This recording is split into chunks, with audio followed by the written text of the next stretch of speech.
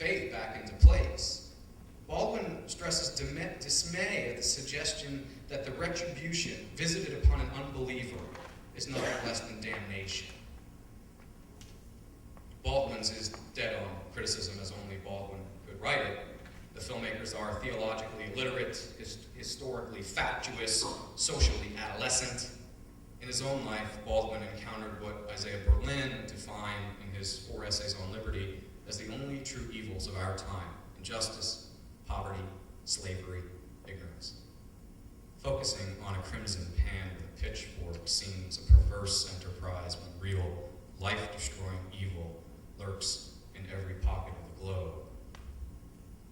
But I want to quibble with Baldwin on one point. He adapts Hannah Arendt's famous phrase by saying that, quote, the mindless and hysterical banality of the evil presented in The Exorcist is the most terrifying thing about the film. Arendt created the phrase banality of evil while covering the trial in Jerusalem of that diminutive, ordinary man, Adolf Eichmann, who was nevertheless responsible for the incineration of countless individuals. How can someone so quotidian in appearance and mentality be so evil, Arendt wondered. The answer? Because he was an ordinary human. Take a look at Buchenwald. See what ordinary humans are capable of. However, there is nothing in the least quotidian about the figure of Satan or the situation of his commandeering the body of a young girl. They are the opposite of banal. They are mythological and ostentatious. The possession in the film certainly counts as hysterical, but not, as Baldwin maintains, mindless. That which is mindless lacks navigation, objective. And although I agree that the arbitrary possession of Reagan constitutes a malfunction in storytelling, those who believe that Satan can literally enter people understand the objective.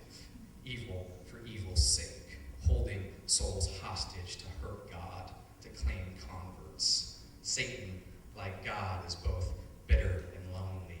He does what he can. Baldwin writes this: I have seen the devil by day and by night, and have seen him in you and in me, in the eyes of the cop and in the eyes of the sheriff, in the eyes of some preacher, the eyes of some governor, presidents, wardens, in the eyes of my father, and in my mirror. The devil does not levitate beds or fool around with little girls. We do. Ah, yes, the devil in the eyes of presidents. The criminal demons of George W. Bush's White House, Karl Rove and Dick Cheney, chief among them, indeed possessed America, took over, climbed into the country's soul, and how impossible it was to exorcise them, because really, we didn't want to. Because we needed to punish ourselves for our own excess, our own stupidity. For this same reason, the psyche needs Satan, his minions, his habitat. We need those metaphors to illustrate the horrors deep within us, the awfulness of being human. Who among us is capable of punishing himself enough for his own emotional crimes and shortcomings, for being Republican, or homosexual, or obese, or successful? I can never keep track of the intellectual weather that blows Freud in and out of town, but his theory of transference remains an impressive feat of understanding. We, each of us, carry the guilt of imperfection. Hell exists because we imagined it into being, because we want it to be there, waiting, calling.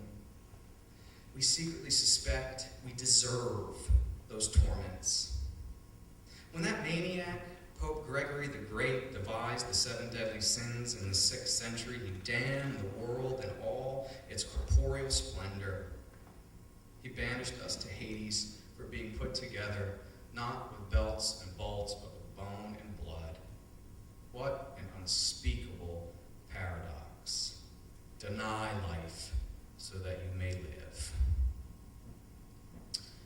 And what about the very real demons that each of us lugs around day to day, those clandestine demons instilled by our families, our childhoods, our choices. My mother divorced my father when my siblings and I were children.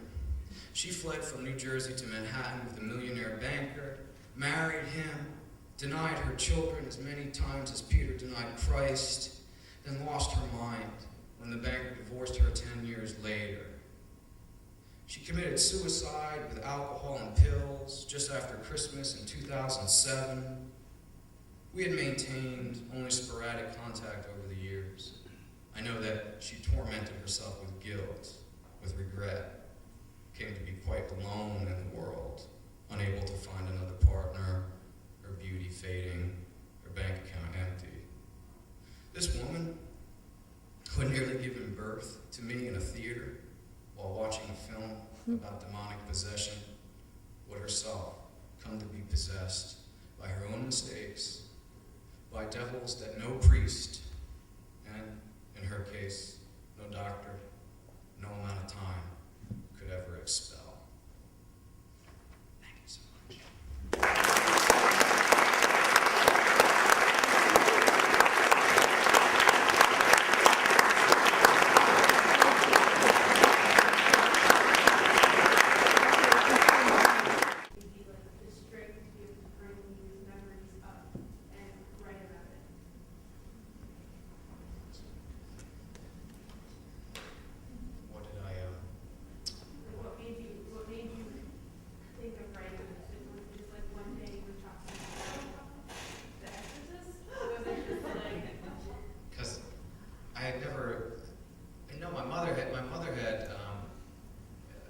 My mother was dead, and I had started thinking about her and her life, and I remembered this line she used to tell me all the time, that I was nearly born in the theater when she went to see The Exorcist, my father. And it was just one of the many things that I had been thinking about after her death.